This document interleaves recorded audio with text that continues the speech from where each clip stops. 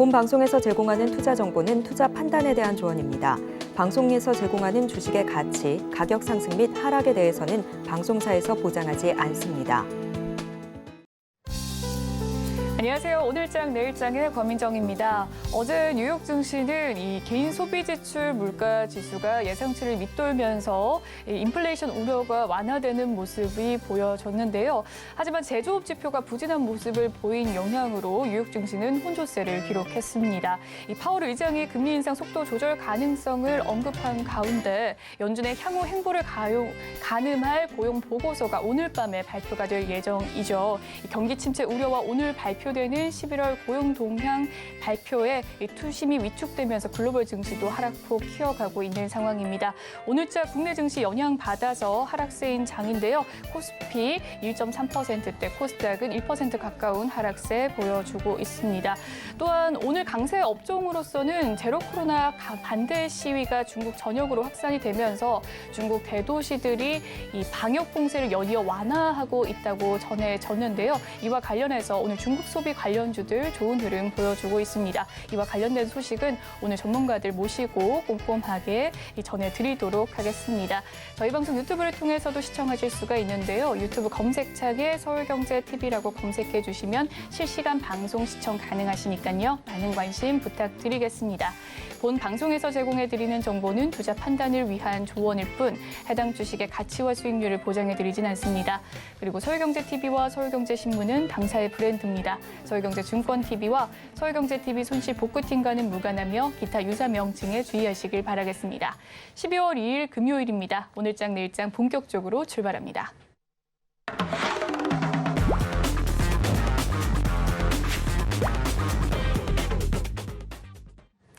이 시각 보도본부 시간입니다. 오늘은 서지은 기자와 함께합니다. 어서 오세요. 네, 안녕하세요. 네, 그럼 오늘은 어떤 헤드라인 들고 오셨을지 화면으로 만나보겠습니다.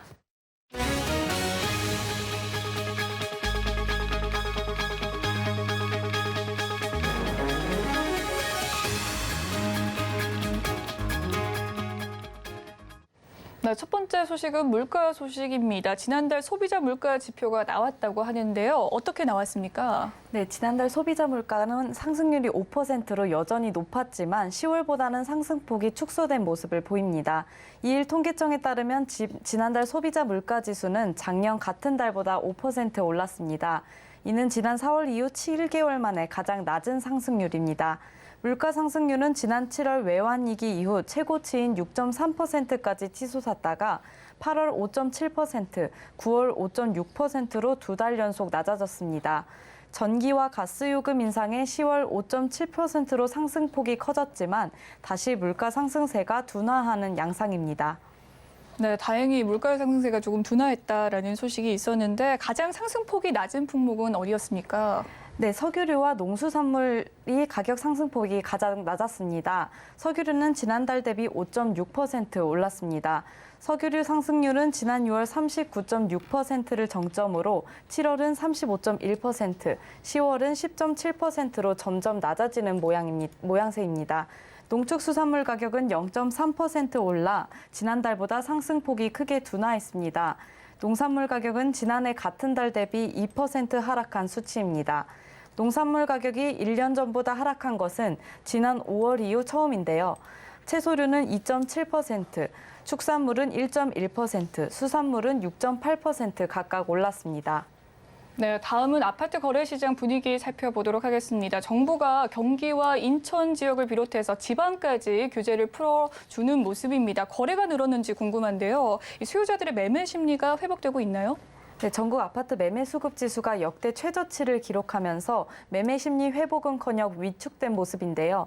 이일 한국부동산원에 따르면 12월 넷째 주 전국 아파트 매매 수급 지수는 74.4로 지난주보다 1.5%포인트 떨어졌습니다. 이는 부동산원 조사가 시작된 2012년 7월 첫째 주 이후 가장 낮은 수치인데요. 집값의 가파른 하락세와 금리 인상 기조가 겹치면서 전국 아파트 매수 심리가 역대급으로 얼어붙은 것입니다. 매매 수급 지수는 기준선인 100보다 낮을수록 시장에서 집을 팔려는 사람이 사려는 사람보다 많은 것입니다. 전국 아파트 매매 수급 지수는 지난해 12월 첫째 주 이후 1년 동안 기준선을 밑돌고 있습니다. 지난달에도 한국은행의 금리 인상 기조가 이어지면서 좀처럼 매수 심리는 회복되지 않고 있습니다.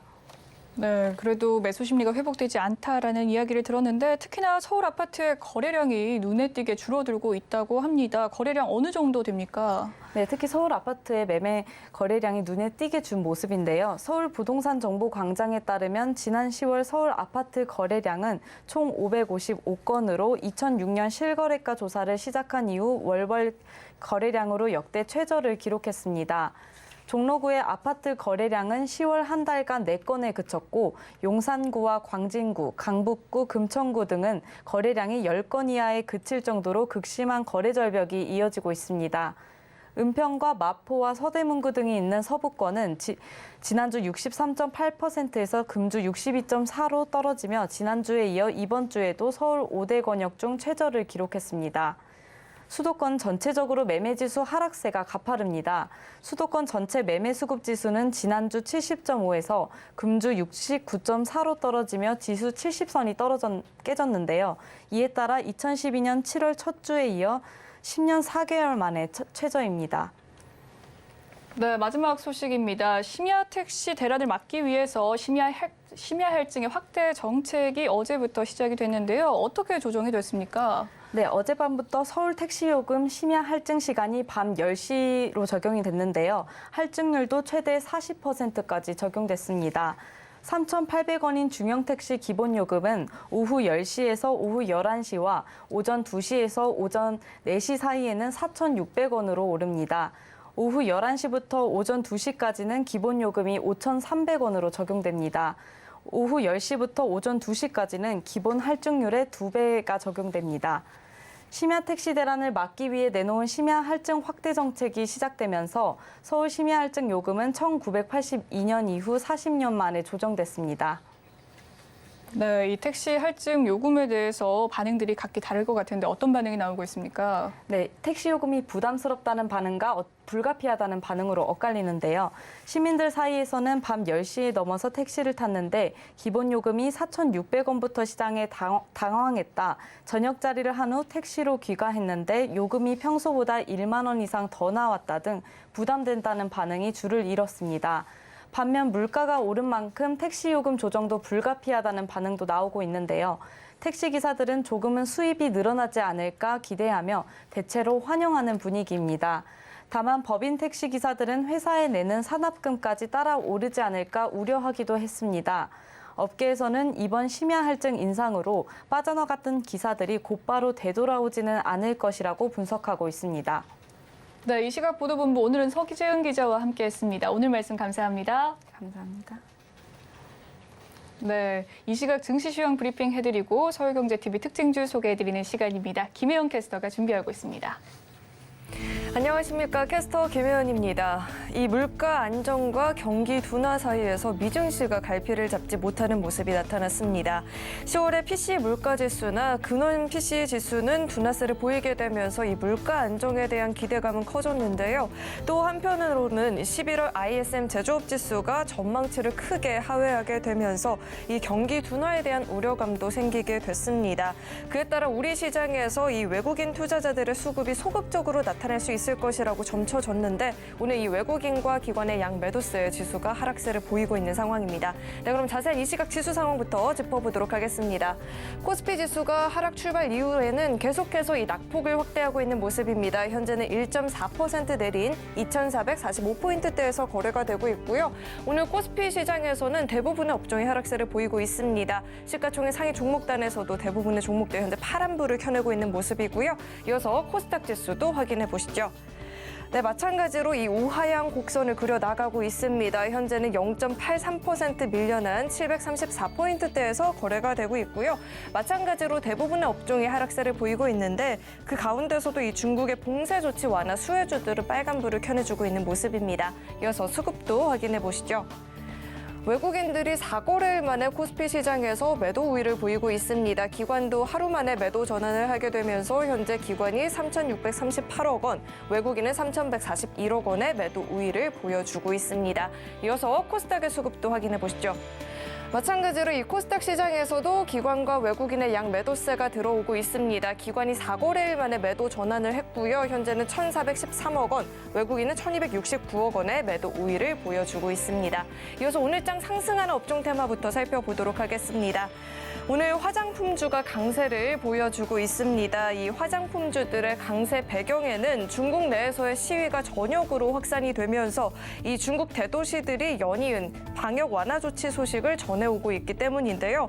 광저우는 전일 주요 도심 9개 방역 봉쇄 완화를 밝혔고요. 코로나19 감염자가 발생한 아파트도 이제는 해당 동만 봉쇄를 하는 등 최소한의 통제를 하겠다라고 이야기를 했습니다. 여기에 베이징 차오양구의 일부 지역 코로나19 감염자 중에서는 고령자, 임산부, 영유아에게는 자가격리를 허용했다라는 이야기도 전해지고 있는데요. 이 같은 소식 덕분에 이 중국발 매출률 비중이 큰 화장품 관련주들이 힘을 받고 있는 모습입니다. 현재 아모레퍼시픽이 3.91%대 강세 보여주고 있고요. 한국콜마는 5%대, 애경산업은 현재 10%대 급등세를 보여주고 있습니다. 이어서 하락한 업종 테마도 살펴보겠습니다. 오늘 네옴시티 관련주들이 쉬어가는 모습입니다. 최근에 이 주식시장에서 가장 큰 주목을 받았던 섹터가 또 이 네옴시티 관련주인데요. 오늘은 또 조정을 보여주고 있습니다.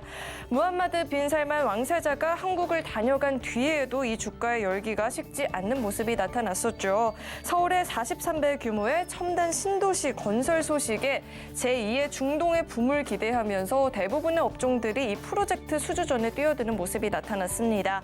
이에 관련주들의 투자자들의 관심이 커졌고요. 실제로 상한가를 가거나 상한가 턱 밑까지 급등을 보이는 종목들이 많이 있었습니다. 이에 따라서 중장기 프로젝트인 만큼 이 단발성 이슈로 접근을 하기보다는 실질적인 수혜주를 찾는 것이 중요하다라는 이야기도 나왔었죠. 오늘은 이 지수 하락과 함께 또 차익 실현 매물들이 나오면서 조정 보여지고 있습니다. 현대건설이 현재 3.77%대 하락세 보여주고 있고요. 코오롱 글로벌과 히림은 현재 6% 넘는 하락세를 보이고 있습니다. 네, 이어서 증시 탑10 확인해 보겠습니다. 네, 삼성전자의 제트플립 매종 마르지엘라 에디션이 판매 8초 만에 완판이 됐다라는 소식은 전해지고 있지만 주가는 낙폭을 보이고 있습니다. 전일 강세를 보였던 이 카카오도 미증시 하락 영향을 받으면서 오늘은 바로 하루 만에 그 상승분을 반납을 하고 있고요. 이어서 서울경제가 뽑은 특징주도 확인해 보겠습니다. 폴라시스 세원은 여러 변수가 있었지만 안정적인 수주 확보하고 있다는 이야기가 나오면서 급등세 보여지고 있고요. 파나지는 임시주총에서 경영진과 소액주주들이 표 대결을 앞두고 있다는 소식에 강세 보여주고 있습니다. 탄 머티리얼은 이 볼리비아 우유니 사막 일지구에 위치한 리튬 광산에서 130조 원 규모의 리튬 조강권을 확보했다는 소식에 주가 탄력을 받고 있는 모습입니다. 네, 그럼 먼저 위메이드부터 살펴보도록 하겠습니다. 네, 위메이드가 급등세를 보이고 있습니다. 위믹스 상장 폐지를 앞두고 계속해서 닥사와 대립을 하고 있다라고 하죠. 위믹스 생태계 확장을 위해서 다양한 블록체인 스타트업들을 발굴을 하고 투자도 확대를 하겠다라는 입장을 밝히고 있습니다. 현재 6.45% 오른 4만 원대에서 현재 거래가 이루어지고 있습니다. 이어서 살펴볼 종목은 데모가 있습니다. 조 바이든 미국 대통령이 블라디미르 푸틴 러시아 대통령이 우크라이나와 전쟁을 끝내려고 한다면 만나서 이야기를 해볼 수 있다라는 소식을 전했습니다. 이 같은 소식에 재건 관련주가 반응을 보이고 있고요. 데모도 3% 가까운 상승세를 보여주고 있습니다. 네, 마지막으로 중앙에너비스 살펴보도록 하겠습니다. 화물연대 총파업으로 인해서 일부 주유소에서 현재 휘발유 품절 우려가 되고 있다라고 합니다. 이 휘발유 수급 불안이 커지게 되면서 관련주 힘 받고 있고요. 현재 5.94%대 강세 보여주고 있습니다. 네, 지금까지 증시탑10 확인해봤습니다.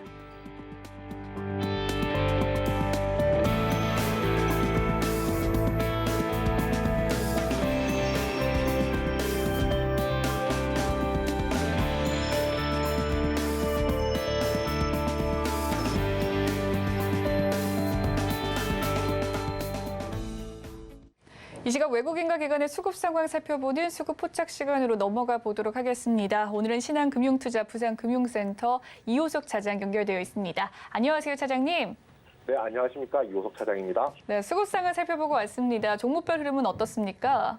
예, 오늘 첫 번째로 말씀드릴 종목은 KH그룹입니다. KH필룩스인데요.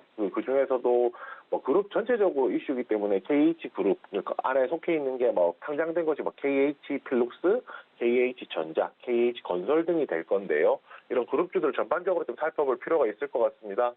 디테일한 내용을 살펴보자면 KH그룹이 부영그룹의 그 그랜드 하얏트 서울을 매각을 추진하고 있다라고 얘기를 하고 있거든요. 매각 가격이 한 8천억에서 9천억 원 사이 정도 지금 이야기가 나오고 있다라고 하고 아직까지 오피셜하게 매각이 확정된 것은 아닙니다. 이제 추진을 하고 있다라는 내용인데요. 2019년에 이제 인수를 했고 이번에 팔게 된다라고 하면 한 3년 만에 2천억 원 이상의 이제 매각 차익이 발생을 하기 때문에 당연히 그런 돈이 생긴다라고 하면 그 계열 회사들 같은 경우에 수혜를 볼 가능성이 높아서 시장에서 조금 더 관심이 생긴다라고 생각을 하고요. 이 매각 추진설은 이제 이번이 처음 이야기가 언급이 되면서 순차적으로 이야기가 더 거듭해서 나올 수가 있기 때문에 이 부분에 대해서는 꾸준하게 관심 가질 필요가 있다라고 생각을 합니다. 두 번째 종목은 오가닉 티 코스메틱인데요. 결국은 핵심은 중국 소비주들 같은 경우에는 중국에 얼마나 물건을 잘 팔 수 있느냐, 매출이 나올 수 있느냐에 대한 이제 부분이 뭐 포인트라고 생각을 한다라고 하면 중국의 대도시 방역 완화에 대한 내용들이 나오면서 그에 따른 상승이 좀 나오고 있다라고 판단을 하고 있습니다. 결국에는 이제 끝까지 이제 제로 코로나 반대 시위가 중국 전역으로 확산이 되고 있고 봉쇄를 완화하고 있는 뭐 이런 흐름이 중요하다라고 생각을 하고요. 저희 국내에서 이제 코로나가 거의 종식이라는 이야기가 나오게 되면서 국내 화장품주들이 시장에서 이제 시세가 나왔던 부분 생각해 본다면 그런 부분하고도 연관지어서 한번 생각해 볼 필요가 있다라고 생각합니다. 마지막 종목은 루트로닉입니다. 피부 미용 의료기기인데요. 11월에 이제 미용 의료기기의 수출액이 많이 늘었다라고 합니다. 전년 동월 대비 한 13.5% 정도 증가했다라고 하는데요. 여기서 중요한 것은 그 미용 의료기기 같은 경우가 겨울철이 성수기인데 미국이나 브라질 지역의 수출세가 급증한 뭐 이런 내용들이 있었거든요. 결국에 수출이 많이 늘어났고 성수기에 들어선다는 뭐 부분 생각해 본다라고 하면 결국에는 4분기에 고실적이 나올 것이기 때문에 루트노릭을 필두로 한 이제 피부 미용 의료기기와 관련된 기업들에 대해서는 지속적인 관심 필요하다라고 생각합니다. 네, 이 시각 수급 특징주의 흐름들 살펴봐 주셨습니다. 그렇다면 차장님께서 포착한 특징주 어떤 종목일까요? 네, 나무가입니다. 네, 그 나무가 같은 경우에는 뭐 카메라 모듈을 만들고 있는 회사라고 말씀을 드릴 수가 있는데요. 카메라 모듈 중에서 뭐 3D 센싱과 관련되어 있다라는 것이 뭐 가장 핵심이라고 저희가 말씀을 드려야 될 것 같습니다. 그 국내 유일하게 3D 센싱 전 기술을 가지고 있다라고 할 수 있는데 쉽게 말해서 그 3D의 깊이를 인식할 수 있는 기술은 총 3가지 방식이 있고요. 이 3가지 방식을 모두 이제 커버할 수 있는 국내 유일의 카메라 모듈 업체라고 생각을 하시면 됩니다. 결국에 이제 지금 당장 사용되는 것은 결국 스마트폰에 관련된 비중이 굉장히 크다라고 할 수가 있고요. 결국 지금 실적이 나오는 것도 스마트폰향 이제 매출이 제일 크다라고 할 수 있지만 앞으로 이제 이러한 적용 범위들이 점차 확대된다는 것이 중요한 포인트입니다. 스마트폰에서 뭐 자율주행, 더 나아가서는 뭐 VR이라든지 AR 영역으로 이제 영역을 넓혀가고 있다는 것이 굉장히 좀 중요한 포인트라고 할 수가 있는데요. 지금 이 종목이 시장에서 관심을 받는 것은 아주 뜬구름 잡는 것이 아니라 어느 정도 가시화되고 있는 XR에 대한 내용들이 있기 때문입니다. 그 애플이 XR 기기 출시를 한다라는 이제 출시가 임박했다라는 관측들이 제기가 되고 있는 상황이거든요.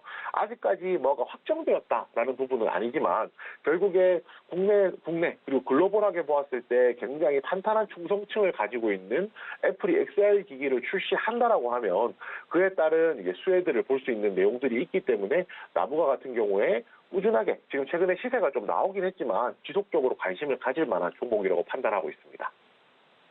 네, 오늘 이호석 차장의 포착 특징주는 나무가였고요. 그에 따른 투자 전략까지 이야기 남겨주셨습니다. 지금까지 신한금융투자 부산금융센터 이호석 차장과 함께했습니다. 오늘 말씀 감사합니다. 네, 감사합니다.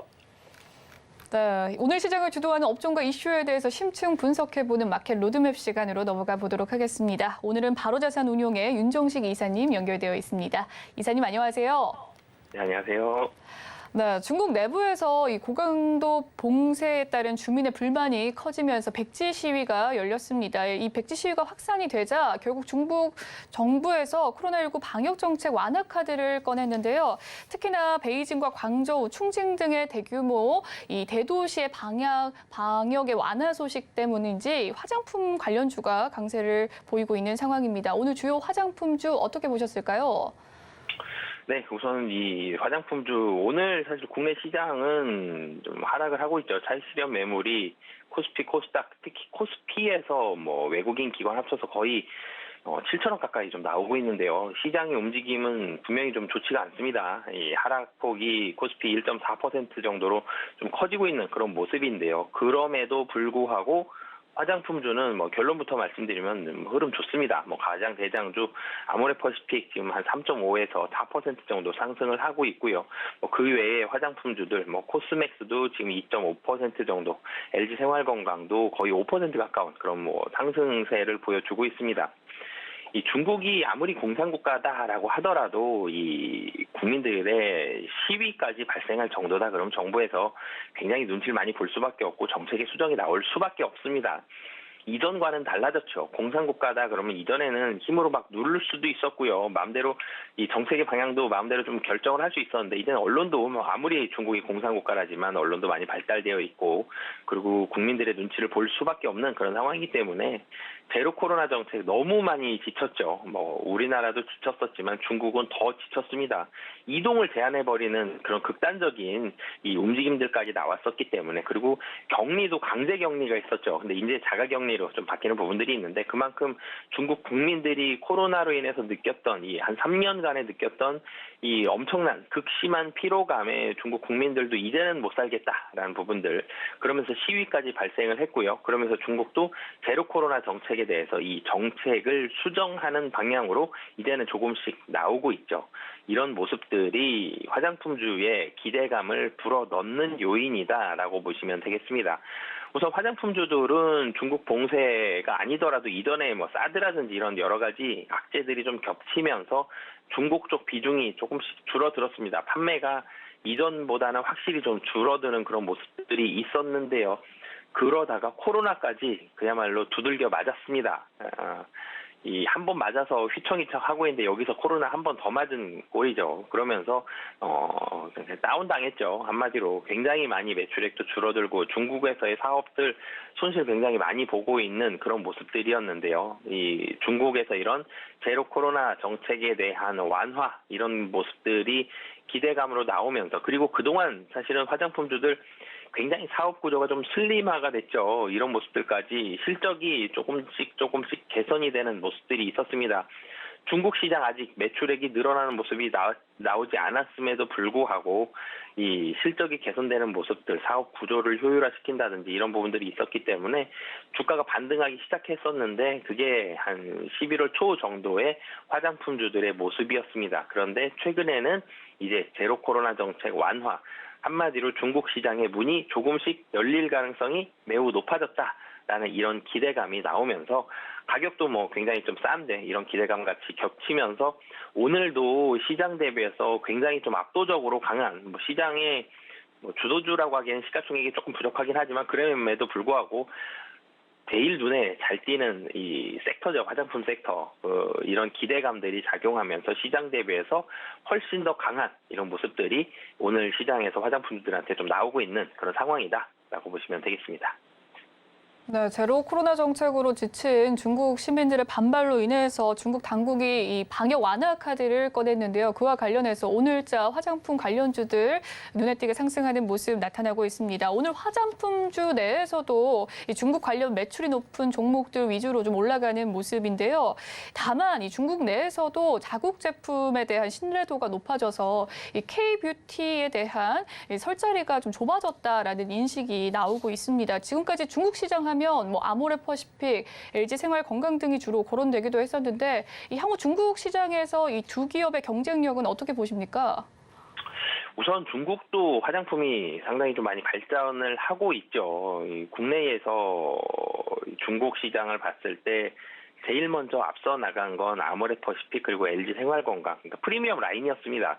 그러면서 중저가 브랜드까지 중국 시장 상당히 활발히 진출하는 모습들이 있었고 중저가 브랜드도 상당히 환영을 많이 받았었는데 중저가 브랜드들은 이 최근 코로나의 3년 그리고 사드까지 겹치면서 이런 시기 동안 국내에서도 실적이 많이 좀 줄어들었었고요. 중국에서도 굉장히 많이 고전하는 모습들이 나오면서 중국 시장의 점유율이 점점점 줄어드는 그런 모습들이 있었습니다.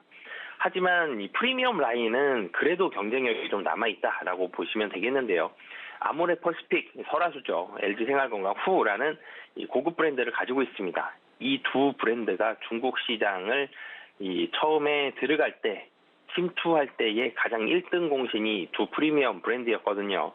이 브랜드들을 앞세워서 화장품주들, 특히 대장 두 회사인 아모레퍼시픽과 LG 생활건강이 중국 시장 내에서의 점유율을 큰 폭으로 확산시키는 그런 계기로 작용을 했었는데요. 중저가 브랜드들은 많이 줄어들었지만 이 두 브랜드들에 대한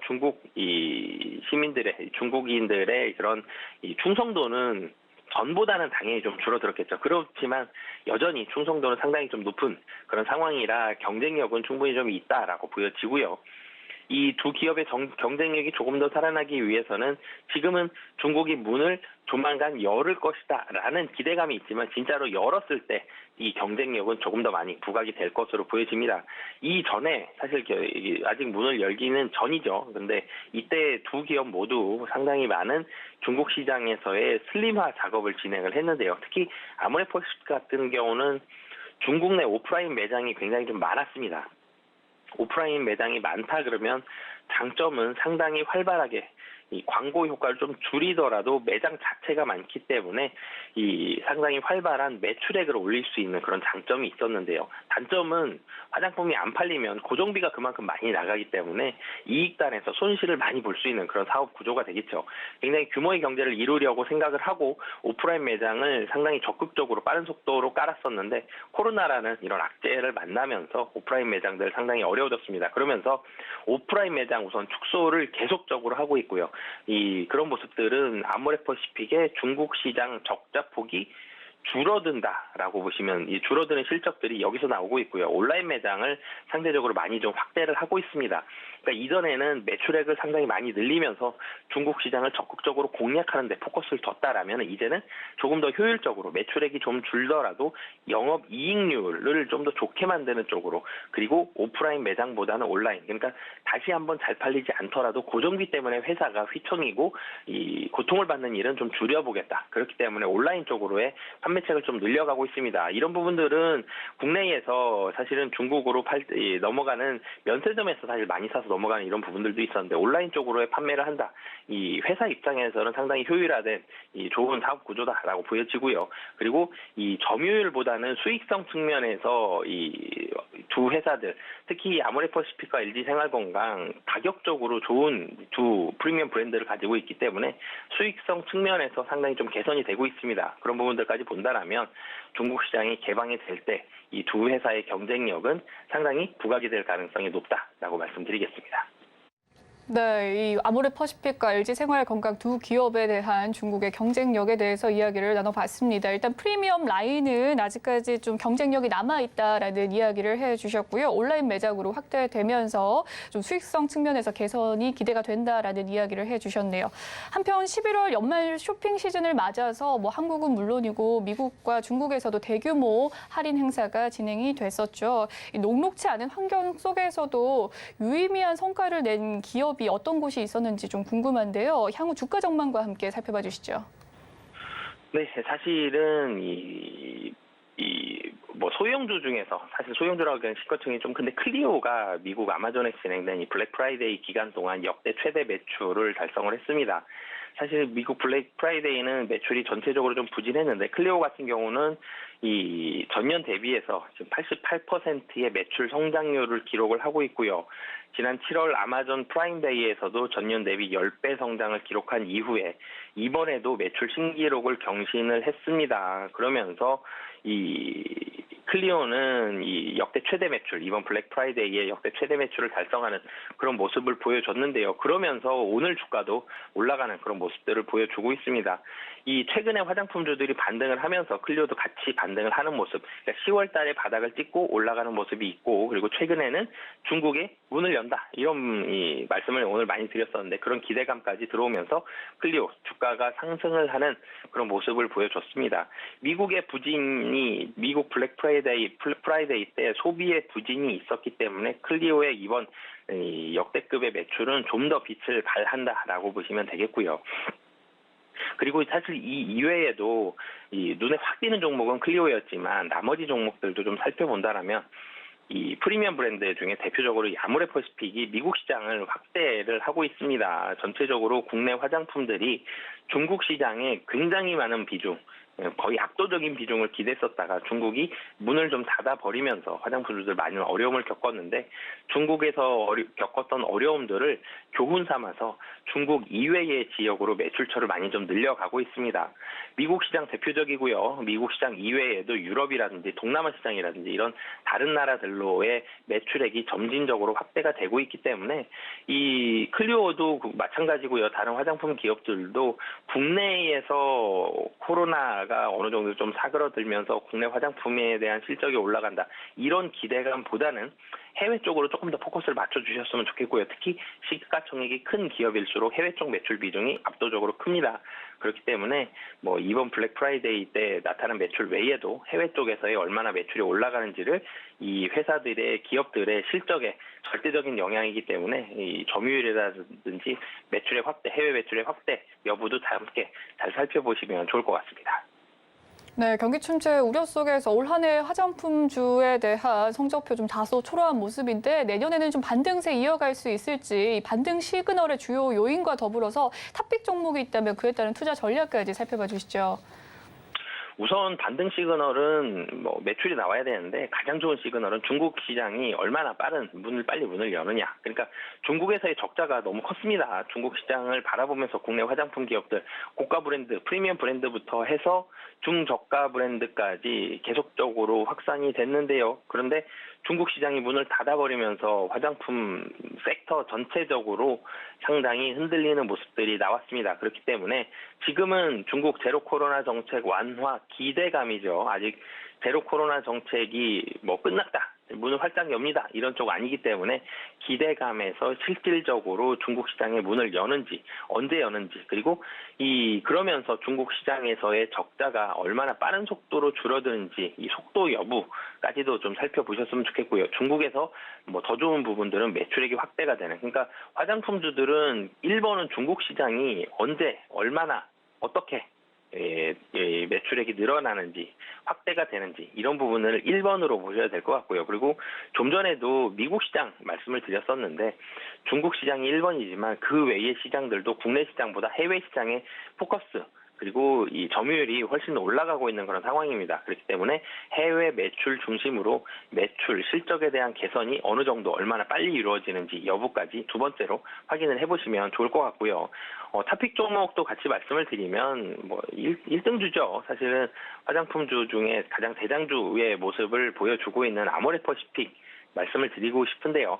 아모레퍼시픽이 중국 시장에서 오프라인 매장을 정리를 하고 있습니다. 계속적으로. 그러면서 고정비가 줄어든다라는 얘기를 드렸고요. 그리고 비용의 슬림화가 있었습니다. 계속적으로 실적이 적자가 나는 그런 상황들이었기 때문에 비용의 슬림화를 위해서 여러 가지 사업을 구조조정하고요. 그러면서 효율적인 사업 구조로 바뀌었는데요. 이런 부분들이 중국에서의 매출이 살아난다라면 비용 자체는 줄어들었는데 매출이 살아나서 이익단은 그대로 좋게 나온다. 이런 부분들은 이익률의 극대화까지도 노려볼 수 있기 때문에 중국 시장 개방에 있어서는 1번은 역시 아모레퍼시픽이다라고 보시면 되겠고요. 그리고 23년도는 중국 산업 수요가 정상화가 될 것으로 상당히 기대를 하고 있죠. 지금 제로 코로나 정책 완화 가 이루어진다라면 산업 수요 그리고 중국에서의 여러 가지 수요가 정상화가 된다. 그런 부분들에 있어서는 아모레퍼시픽이 1번으로 수혜받을 수 있기 때문에 탑픽 종목은 아모레퍼시픽 보시면 좋을 것 같습니다. 네, 탑픽 종목 아모레퍼시픽 제시를 해주셨고요. 지금까지 바로자산운용의 윤정식 이사님과 함께 화장품주에 대한 투자 전략 함께했습니다. 오늘 말씀 감사합니다. 네, 감사합니다.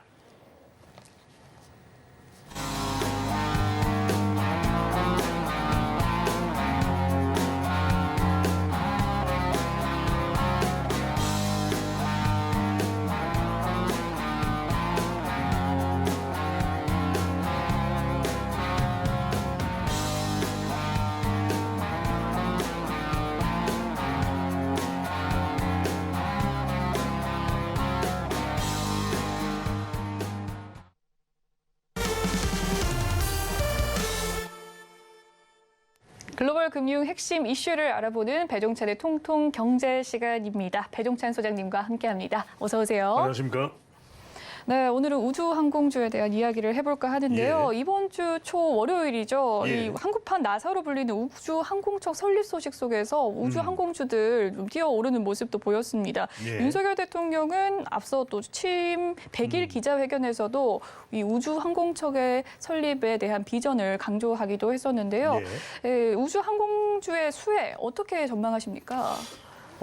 먼저 이제 결론이라고 할까요? 요약이라고 할까요? 먼저 말씀드리면 저는 기회다. 그리고 그 기회는 단기간에 생기지는 않을 것이다. 왜?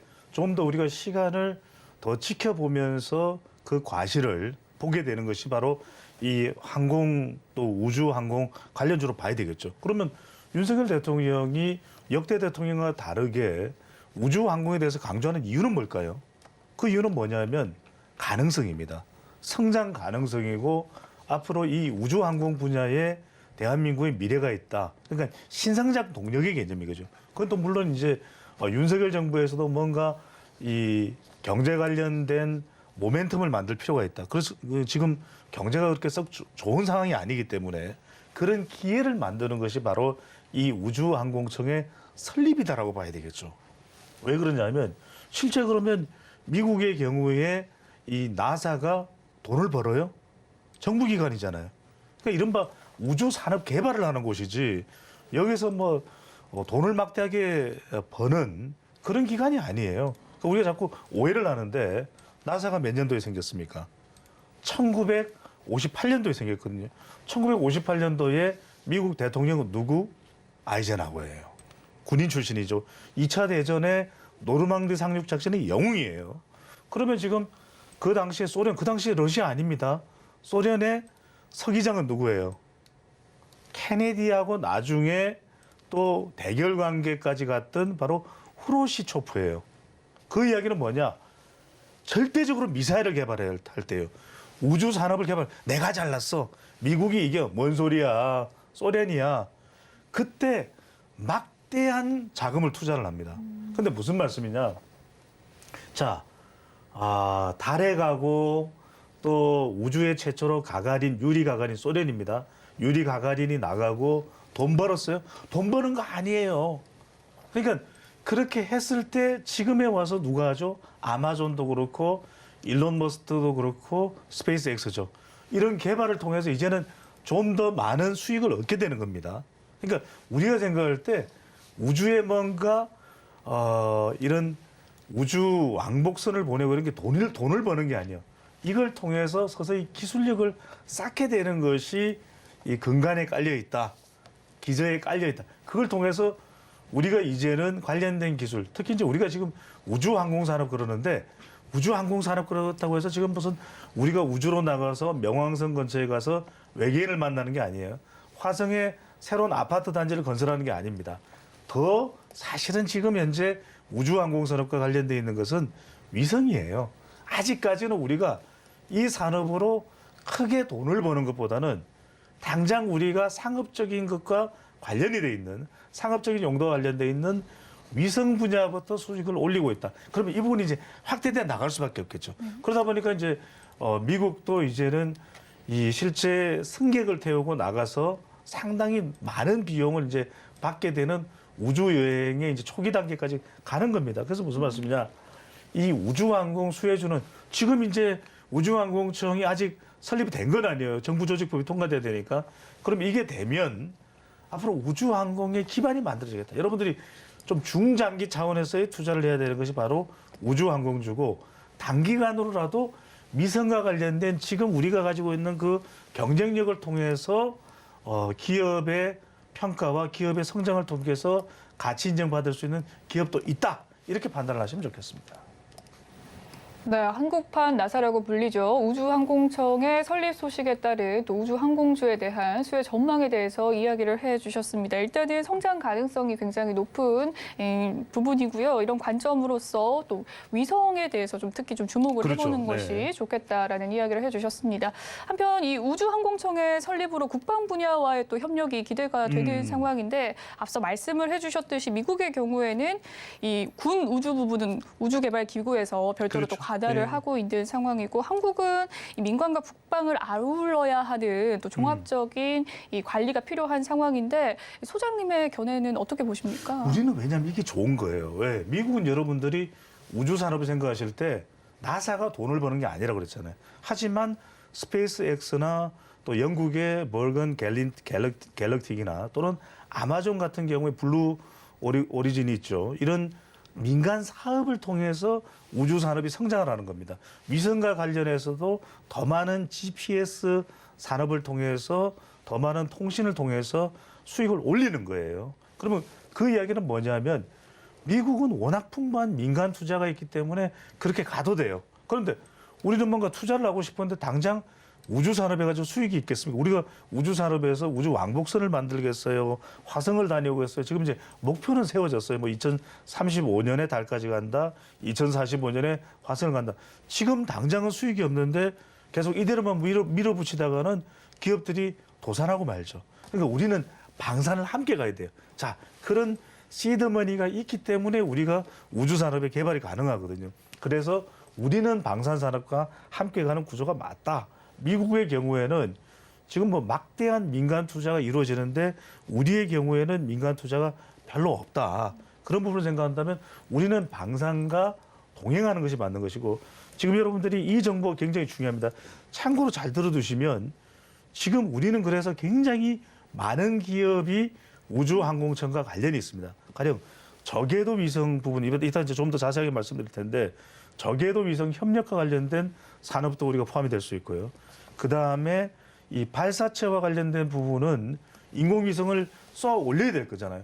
이때 이 발사체와 관련된 부분은 또 방산과 연결될 수가 있습니다. 그래서 주목받는 기업이 하나 에어로스페이스가 있고 LIG 넥스원이 있고 한국 항공우주산업 카이가 있죠.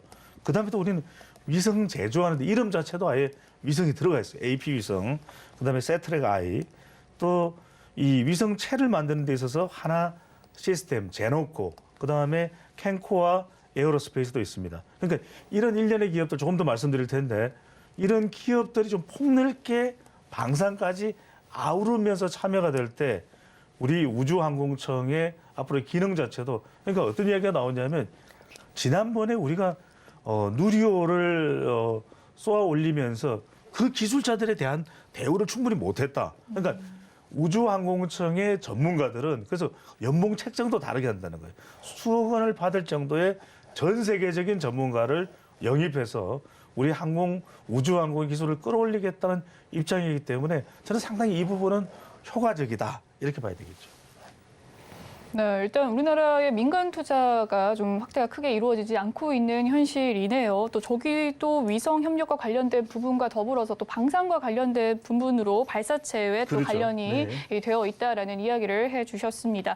또 우주항공 산업은 또 마지막 블루오션이다라고 평가를 받고 있는데 앞서 말씀을 해주셨듯이 우리나라 좀 투자 유치에 좀 적다, 돈이 좀 적다라는 이야기를 민간 해주셨고, 투자가 적죠. 네, 민간 투자가 적고 이 미국은 또 스페이스 X가 있고 또 영국에서는 윈맵이 있는데 이 두 기업이 굉장히 상위 기업에 투자를 한다라고 예. 이야기를 올렸습니다. 현재 우리나라는 입지가 어느 정도 되는지 궁금한데요. 그러니까 여러분들이 지금 어떻게 생각하시냐면 우리가 어디에 지금 경쟁력을 가지고 있고 기술력을 가지고 있고 그리고 앞으로는 우리가 어디까지 펼쳐나갈 것이다.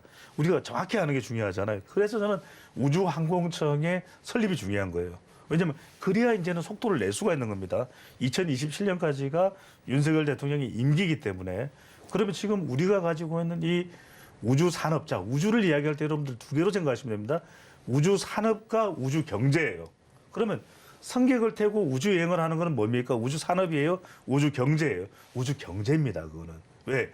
이미 우리가 어느 정도 기술력을 확보하고 난 다음에 상업적인 용도로 옮겨가는 것이 이제 우주 경제, 이렇게 이 스페이스 이코노미로 가는 겁니다. 그런데 이제 그 단계가 가기 전에 지금 우리의 기술력은 선도 국가의 몇 퍼센트? 한 60% 수준이에요. 그러니까 미국은 지금 스페이스 X가 있죠. 영국은 벌건 갤럭틱이 있죠. 그런데 우리는 그런 정도의 기술력이 확보되어 있냐? 아니죠.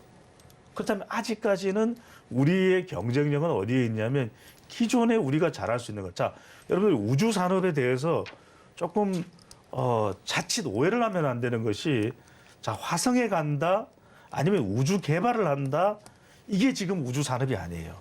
지금 산업의 영역에 우주 산업의 영역에 들어와 있는 것은 뭐냐면 위성을 제조하거나 위성 관련된 서비스를 하거나 지상 장비를 만들거나 아니면 발사체예요.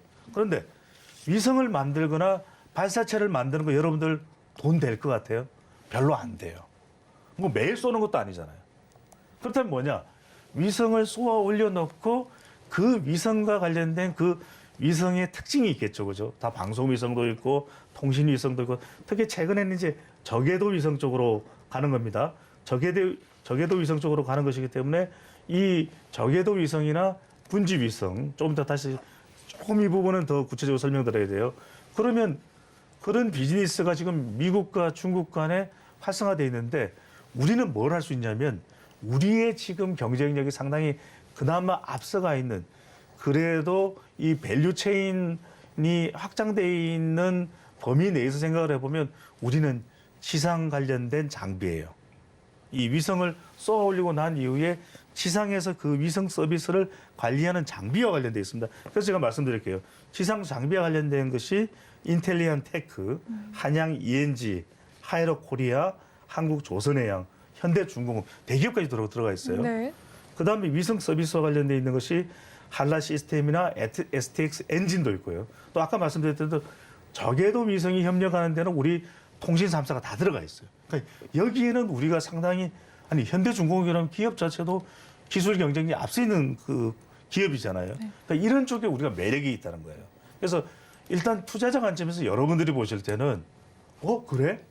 뭔가 발사체를 우리가 획기적으로 만들 그건 한참이나 있어야 수익이 나오는 거예요. 그러니까 우리가 우선 생각해야 되는 것은 지상 장비 쪽에 좀 더 초점을 맞출 필요가 있다는 겁니다.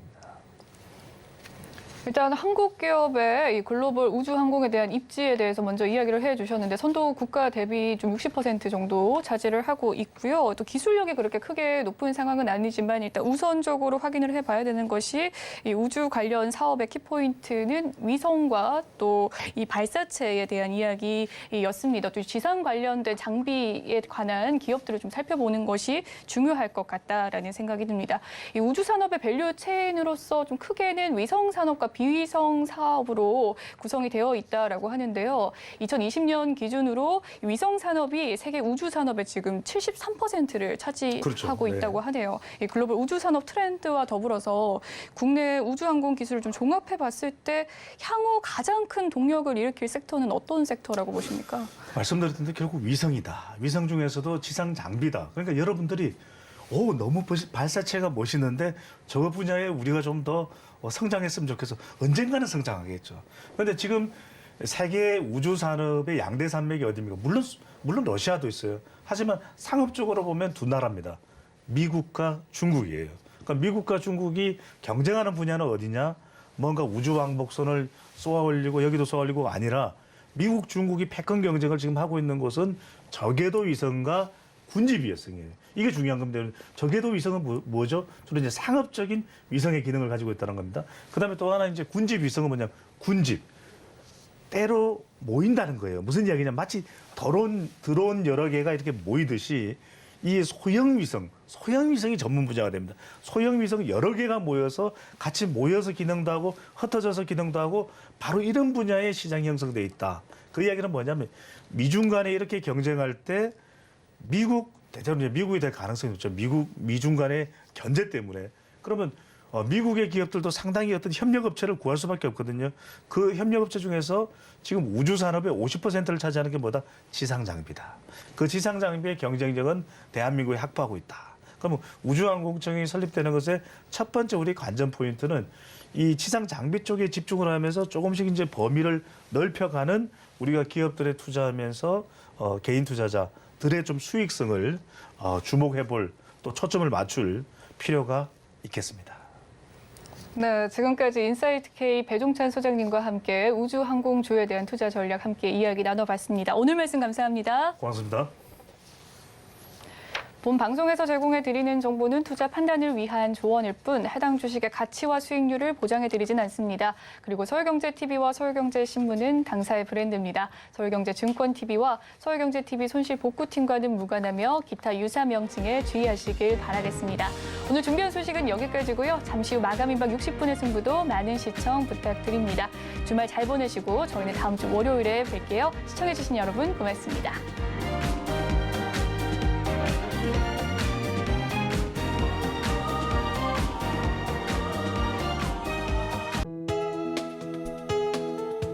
본 방송에서 제공하는 투자 정보는 투자 판단에 대한 조언입니다. 방송에서 제공하는 주식의 가치, 가격 상승 및 하락에 대해서는 방송사에서 보장하지 않습니다.